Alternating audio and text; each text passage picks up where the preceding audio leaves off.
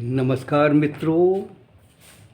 गीता के 9वें अध्याय में अनन्य भक्त से भक्त के दृष्टि केंद्र खुलते हैं और भक्त को भगवान के विभिन्न स्वरूपों का ज्ञान दर्शन होता है। इसी क्रम में 10वें अध्याय में भक्त का ज्ञान दृष्टि केंद्र खुलता है और भक्त को भगवान की विभूतियों तथा योग शक्तियों का ज्ञान दर्शन होता है। विभूतियों का वर्णन भगवान की उत्पत्ति के रहस्य के उद्घाटन से होता है।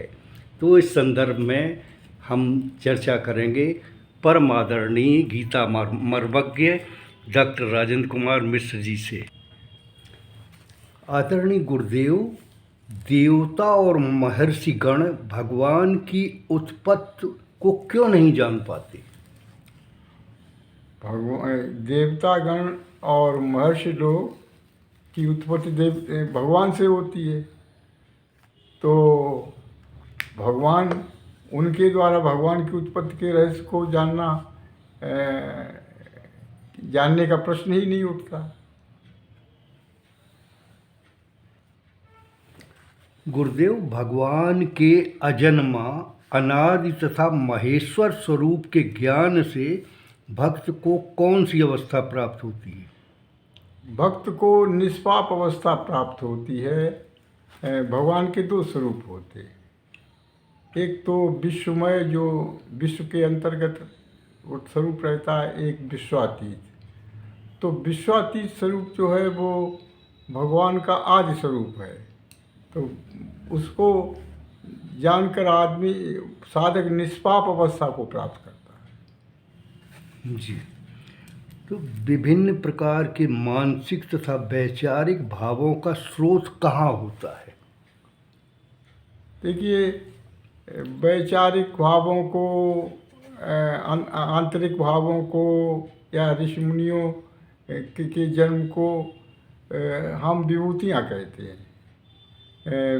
ये भगवान की छोटे छोटे से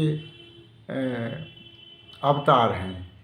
भगवान इनमें प्रतिष्ठित रहता है और ये ध्यान के संकेत या ध्यान के प्रतीक के रूप में काम आते हैं। जी।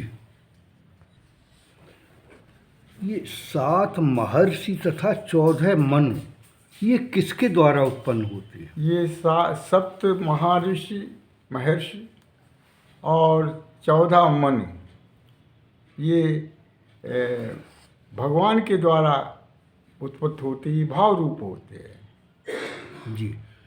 तो भाव किसे कहते हैं? भाव जो है वो भगवान का भाव होता है। जी। भगवान के भाव से विभूतियों रूप छोटे छोटे भाव उत्पन्न होते हैं। भाव के अतिरिक्त जो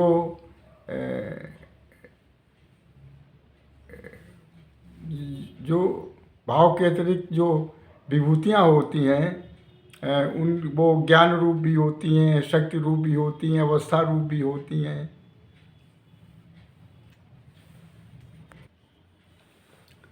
क्या भगवान की विभूतियों एवं योग शक्ति के तत्व ज्ञान से भक्त भक्ति योग का अधिकारी बन जाता है?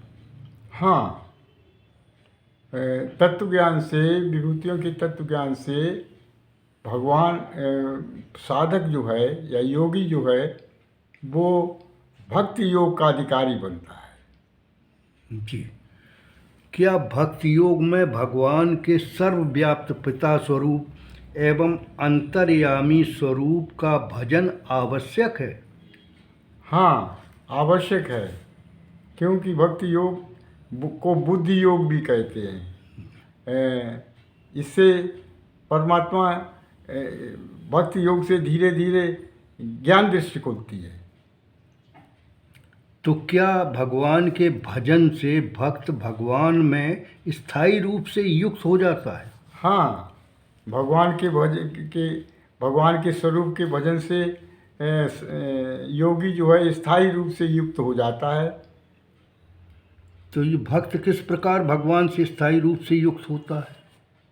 ये इसके अंदर कई प्रक्रियाएं हैं। जी।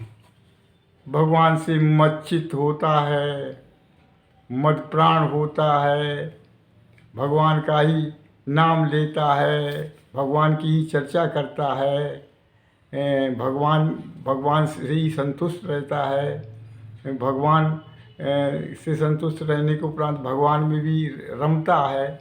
तो ये करते करते भक्त जो है भगवान से स्थायी रूप से युक्त हो जाता है। तो गुरुदेव, स्थायी रूप से भगवान से युक्त होने का क्या फल होता है? सतत रूप से या स्थायी रूप से युक्त होने से भगवान को साधक को बुद्धि योग मिलता है। जी। जो अंतर्यामी भगवान है वो बुद्धि योग प्रदान करते हैं साधक को।